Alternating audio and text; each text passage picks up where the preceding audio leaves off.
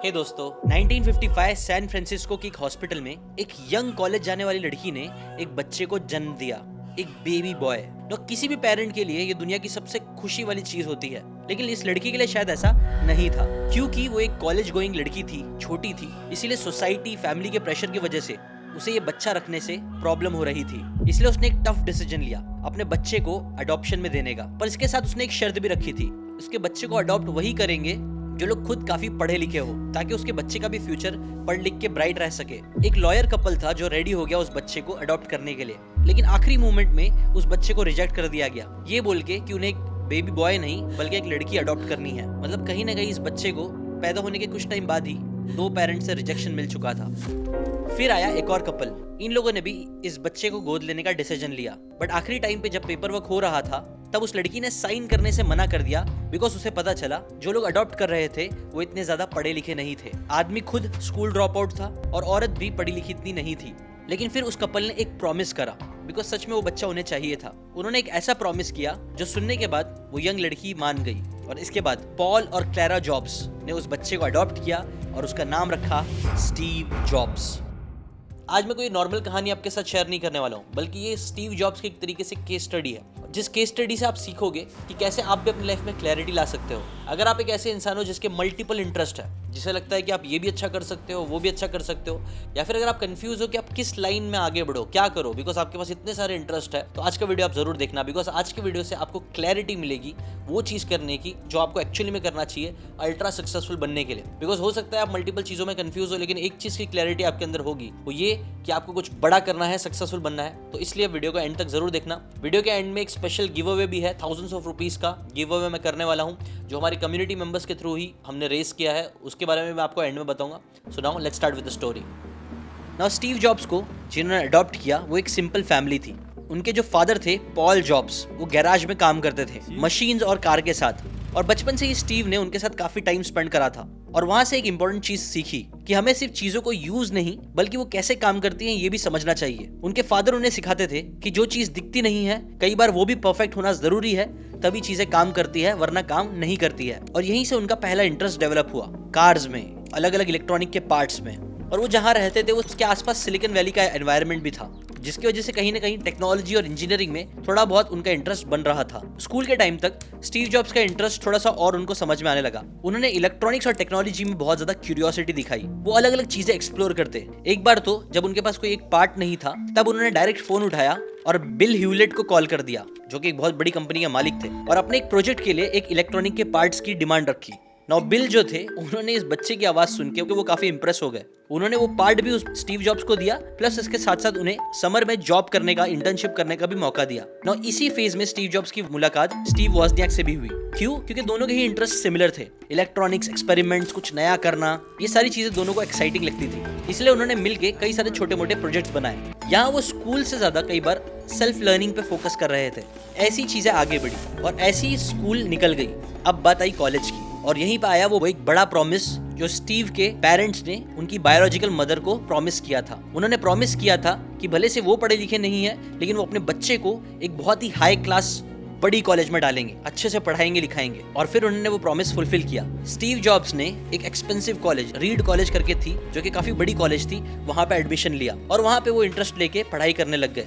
लेकिन धीरे धीरे पढ़ाई करते हुए उन्हें एक चीज समझ में आई कि उनका इंटरेस्ट इस सारी चीजों में इतना था ही नहीं। ना उनके जो अडॉप्ट करने वाले मदर फादर थे, उन्होंने अपनी लाइफ की पूरी सेविंग लगा दी थी उनको पढ़ाने के लिए। इस प्रेशर में वो पढ़ाई तो कर रहे थे, लेकिन उनके दिमाग में कंफ्यूजन चल रहा था। कहीं ना कहीं उन्हें लग रहा था कि वो अपने पेरेंट्स के पैसे वेस्ट कर रहे हैं, और वो ऐसी चीज कर रहे हैं जिसमें उनका इंटरेस्ट नहीं है। इसलिए 6 महीने बाद उन्होंने एक बहुत बड़ा डिसीजन लिया, ड्रॉप आउट लेने का। ऐसा नहीं था कि उन्होंने कॉलेज छोड़ दी मतलब पढ़ना छोड़ दिया, नहीं, उन्होंने पढ़ना और लर्निंग जारी रखी, स्पेशली उन चीजों में जिसमें उनका इंटरेस्ट था। और यहीं से एक्चुअली में उनकी रियल लर्निंग भी स्टार्ट हुई। उन्होंने सिर्फ एक पुराना सिस्टम जो उनको पसंद नहीं था, स्कूल सिस्टम, वो छोड़ा और सेल्फ इंटरेस्ट के बेसिस पे लर्निंग करना स्टार्ट करी। उन्होंने कई सारी डिफरेंट चीजें एक्सप्लोर करना स्टार्ट करी। अपनी रेगुलर क्लासेस छोड़कर वो कैलीग्राफी के क्लास में चले गए। उन्हें रद्दी भर आइडिया नहीं था कि वो ये क्यों कर रहे हैं, इसमें उनका कोई फ्यूचर नहीं होगा, ये भी उन्हें पता था, बट स्टिल उन्होंने वो चीज सीखा। फॉन्ट्स, स्पेसिंग, टाइपोग्राफी, डिजाइन की ब्यूटी, इसी के साथ साथ कुछ टाइम बाद वो स्पिरिचुअलिटी में भी उनका इंटरेस्ट बहुत ज्यादा आया। वो अलग अलग फिलोसफी पढ़ने लग गए, उन्होंने मेडिटेशन के बारे में सीखा, ज़ेन थिंकिंग। 1974 में तो वो ट्रैवल करके इंडिया भी आ गए अपनी स्पिरिचुअल अंडरस्टैंडिंग को बढ़ाने के लिए। यहाँ पे उन्होंने रिलीजन की सिंप्लिसिटी को समझा, स्पिरिचुअलिटी की सिंप्लिसिटी को समझा और अपनी लाइफस्टाइल को काफी सिंपल बनाने लग गए। कई बार वो दोस्तों के रूम के फ्लोर पे सो जाते, कभी बॉटल रिटर्न करके पैसे कमाते, किसी मंदिर में जाके खाना खा लेते। बाहर से अगर आप देखते तो ये सारी चीजें काफी रैंडम थी। कोई भी इंसान देख के यही बोलता कि स्टीव जॉब्स बहुत कंफ्यूज्ड है, जो कि वो थे भी। उनको नहीं समझ में आ रहा था वो ये सारी चीजें क्यों कर रहे हैं, क्या कर रहे हैं। बट उन्होंने एक चीज हमेशा इंपॉर्टेंटली की, अपने आप से इंपॉर्टेंट क्वेश्चंस पूछना, क्या ये मुझे करना चाहिए या नहीं करना चाहिए। और हर बार जब वो अपने आप को क्वेश्चन करते तो उन्हें थोड़ी और क्लैरिटी मिलती। यहीं पे देखो इंपॉर्टेंट चीज समझने वाली है दोस्तों। स्टीव जॉब्स की तरह आपको भी लाइफ में क्लैरिटी चाहिए ना, तो आपको कई बार अपने आप से क्वेश्चंस पूछने पड़ेंगे। आपका पैशन क्या है, आपको क्या पसंद है, क्या नहीं पसंद है, किस चीज में आपको टाइम देना चाहिए, नहीं देना चाहिए। सिर्फ सिस्टम को फॉलो करके वो करना जो दूसरे कर रहे हैं वो इंपॉर्टेंट नहीं है, बल्कि वो करना जो आपको चाहिए, ये सबसे इंपॉर्टेंट है। और यहीं पे मैं आपकी मदद कर भी सकता हूँ। आप लोग भी स्टीव जॉब्स की तरह सिर्फ सिस्टम को फॉलो करने के बजाय राइट नॉलेज के पीछे जाओ, ऐसी नॉलेज जो आपको आगे बढ़ने में हेल्प करे। जैसा खुद मैंने भी किया था। मैंने भी इंजीनियरिंग छोड़ के किताबें पढ़ना स्टार्ट करी, अलग अलग सेल्फ हेल्प किताबें, और उन किताबों ने ही मेरा माइंडसेट को चेंज किया और फिर मेरे कई सारे सपनों को पूरा करने में हेल्प किया। जो मेरे कई सारे दोस्त आज सिर्फ सिस्टम को फॉलो करके नहीं कर पा रहे हैं, वो सारी चीजें मैं कर पाया क्योंकि मैंने किताबें पढ़ी। और इसलिए मैं आपको भी रिकमेंड करूंगा, आप भी किताबें पढ़ो, सवाल पूछो अपने आप से। और अगर आपको किताबें पढ़ने बोर होता है तो समरी बोर्ड हमने बनाया है प्लेटफॉर्म, वहां पे जाओ, वहां पे किताबें कंज्यूम करो। दुनिया में लाखों किताबें हैं, लेकिन मैंने आपके लिए 70 ऐसी पावरफुल किताबें सिलेक्ट करके रखी है, जो अगर आप जाके जिनकी बातें सीखते हो तो उससे आपको ट्रेमेंडस क्लैरिटी मिलेगी। आपको आपका पैशन फाइंड आउट करने में भी बहुत मदद मिलेगी। फॉर एग्जांपल, हमारे समरी बोर्ड में एक किताब है द पैशन टेस्ट करके, और द आर्ट ऑफ वर्क। ये दोनों किताबें आपको जरूर सुननी चाहिए, क्योंकि इससे आपको वो क्वेश्चंस मिलेंगे जो आपको अपने आप से पूछना है अपने पैशन तक पहुंचने के लिए, क्लैरिटी लाने के लिए। और इसका सब्सक्रिप्शन का प्राइस सिर्फ 99 रुपीज है, इतना सस्ता। एक बुक भी खरीदने जाओगे तो इतने की नहीं मिलेगी, इतने में आपको इतनी सारी किताबों का एक्सेस मिल सकता है। प्लस अगर आप लोग अभी जाके सब्सक्रिप्शन लेते हो तो मेरा एक 1000 रुपीज का एक प्रोडक्ट है, 21 डेज चैलेंज, जहां पे मैं 21 दिन हम लाइव आके लाइव किताबों की बातों को सीखते हैं और उन्हें अप्लाई करते हैं क्लैरिटी लाने के लिए, मेडिटेशन करते हुए। सो अगर आप वो भी चाहते हो तो अभी जाओ समरी बोर्ड सब्सक्राइब करो, क्योंकि ये सेशन जूम पे होते हैं, इसलिए बहुत सारे लोगों को ये एक्सेस नहीं मिलेगा। अभी जाइए, स्टार्टिंग के 500 लोगों में आना है, जूम सेशन अटेंड करना है, तो अभी परचेस करिए। Now let's get back to the story. जब स्टीव जॉब्स इतनी सारी चीजें कर रहे थे तब सारी चीजें रैंडम लग रही थी। कैलीग्राफी, स्पिरिचुअलिटी, डिजाइन, इलेक्ट्रॉनिक्स, उनके पास कोई क्लियर प्लान नहीं था। लेकिन फिर कुछ साल बाद जब स्टीव जॉब्स वापस आए तो उनकी मुलाकात फिर से स्टीव वॉजनियाक से हुई। वॉजनियाक एक बहुत ही ब्रिलियंट इंजीनियर थे। उन्होंने खुद एक पर्सनल कंप्यूटर डिजाइन कर दिया और इसी में स्टीव जॉब्स को काफी अपॉर्चुनिटी दिखी। दोनों ने मिलके अपने गराज से काम करना स्टार्ट किया और यहीं से स्टार्ट हुई उनकी कंपनी एप्पल। धीरे धीरे वो छोटा सा गराज का प्रोजेक्ट एक फास्ट ग्रोइंग कंपनी बन गई और कुछ ही सालों में एप्पल एक $1 बिलियन कंपनी बन गई। लेकिन सबसे इंटरेस्टिंग बात बताओ क्या है, जब उन्होंने मैकिंटोश बनाया तब उन्होंने उसके अंदर सिर्फ टेक्नोलॉजी पे फोकस नहीं किया, उन्होंने उसके अंदर डिजाइन पे भी फोकस किया, ब्यूटी पे फोकस किया, अच्छे फॉन्ट्स, टाइपोग्राफी पे फोकस किया, सिंप्लिसिटी पे फोकस किया। वो सारी चीजें जो स्टीव जॉब्स ने रैंडमली अपनी जिंदगी में सीखी थी, अपने हार्ट को फॉलो करते हुए, अपने आप से क्वेश्चंस करते हुए, वो सारी चीजें अब मिल रही थी। जैसे मानो अलग अलग डॉट्स जो रैंडम थे वो सब कनेक्ट हो रहे थे। और यहीं से उनकी एक फेमस स्पीच का डायलॉग भी आता है, you can not connect the dots looking forward. आज जो भी चीजें आप कर रहे हो शायद आपको समझ नहीं आएगा वो आप क्यों कर रहे हो, लेकिन एक टाइम बाद इस सब चीज की क्लैरिटी मिलेगी। खैर, ऐसे ही एप्पल फिर ग्रो होने लग गई, क्योंकि उनके कंप्यूटर्स में इतनी यूनिकनेस थी, सिंप्लिसिटी थी, कहीं ना कहीं एक स्पिरिचुअलिटी थी, इसलिए उनकी कंपनी बहुत तेजी से ग्रो करी। गराज की निकली हुई कंपनी एक $1 बिलियन कंपनी बन गई। लेकिन जैसे जैसे कंपनी बड़ी होती है उसे संभालना मुश्किल होता है, इसलिए स्टीव जॉब्स ने एक CEO हायर किया जो उनके साथ मिलके कंपनी को रन कर सके। वो बहुत ही ब्रिलियंट CEO था और स्टार्टिंग में सब चीज सही चल रही थी, बट फिर धीरे धीरे स्टीव जॉब्स के और CEO के विजन क्लैश होने लग गए। स्टीव जॉब्स का जो बर्ताव था वो भी काफी कंट्रोवर्शियल था, इसीलिए बोर्ड ऑफ डायरेक्टर्स ने फिर मिल के डिसीजन लिया कि वो स्टीव जॉब्स को उनकी कंपनी से निकाल देंगे, और हुआ भी यही। बोर्ड ऑफ डायरेक्टर्स ने मिलके स्टीव जॉब्स को निकाल दिया उनकी खुद की कंपनी से। अब आप खुद सोचो, जिस चीज को उन्होंने जीरो से बनाया, खून पसीना मेहनत लगाई, सालों साल दिए अपनी कंपनी में, उसी से उनको निकाल दिया गया। वो सिर्फ जॉब नहीं था, वो उनकी आइडेंटिटी थी। इसके बाद ऑब्वियसली वो कंप्लीटली टूट से गए थे। कुछ महीनों तक उन्हें कुछ समझ ही नहीं आ रहा था कि वो क्या करें। उन्हें लगा कि वो फेल हो गए हैं। वो इंडस्ट्री के कई सारे लेजेंड से जाके मिलकर उन्होंने माफी भी मांगी, बट कोई चीज काम नहीं करी। एक टाइम पे उन्होंने सोचा सब कुछ छोड़ छाड़ दे, बट नहीं, कुछ तो एक चीज थी जो उन्हें बोल रही थी कि गिव अप नहीं करना है। उन्हें एप्पल से तो निकाल दिया गया था, लेकिन एक चीज अभी भी उनके अंदर जल रही थी, वो था उनका पैशन, कुछ बनाने का, कुछ इंटरेस्टिंग क्रिएट करने का। और यहीं से उनका एक सेकंड रिबर्थ हुआ। उन्होंने इसको पॉजिटिवली देखना स्टार्ट किया, अपने माइंडसेट को चेंज करते हुए। पहले एप्पल में उनके ऊपर बहुत सारा प्रेशर आ गया था, कंपनी बड़ी हो गई थी तो बड़े बड़े डिसीजन लेने पड़ रहे थे, लेकिन अब वो एक खुले सांड की तरह बन चुके थे, जिसे जो चाहिए वो कर सकता है। इसलिए उन्होंने एक नई कंपनी शुरू करी, नेक्स्ट नाम की, जहां पे वो हाई एंड कंप्यूटर्स बना रहे थे, स्पेशली एजुकेशन और डेवलपर्स के लिए। उनकी जो डिजाइन और टेक्नोलॉजी थी वो नेक्स्ट लेवल की थी, इसलिए शायद कंपनी का नाम भी नेक्स्ट था। साथ ही उन्होंने एक और रिस्की स्टेप भी लिया वहां पे। उन्होंने एक छोटी सी ग्राफिक डिवीजन को खरीद लिया, जो बाद में बना पिक्सार। उस वक्त पे किसी को भी नहीं पता था कि पिक्सार दुनिया की सबसे सक्सेसफुल एनिमेशन कंपनी बन जाएगी, बट यही हुआ। पिक्सार ने दुनिया की पहली fully computer animated film toy story create करी, और बस उसके बाद से तो पिक्सार में जो बूम आया वो आप सब जानते ही हो। दूसरी तरफ नेक्स्ट भले ही कमर्शियली ह्यूज सक्सेसफुल नहीं बनी, लेकिन उनकी जो टेक्नोलॉजी थी वो बहुत ही पावरफुल थी। इसलिए 1997 में एप्पल जब स्ट्रगल कर रही थी, तब उन्होंने नेक्स्ट को एक्वायर कर लिया, और इसके साथ साथ स्टीव जॉब्स की वापसी हो गई एप्पल में। जो टेक्नोलॉजी नेक्स्ट में बनी थी, अब वही जल के एप्पल के फ्यूचर प्रोडक्ट्स में यूज होने लग गई।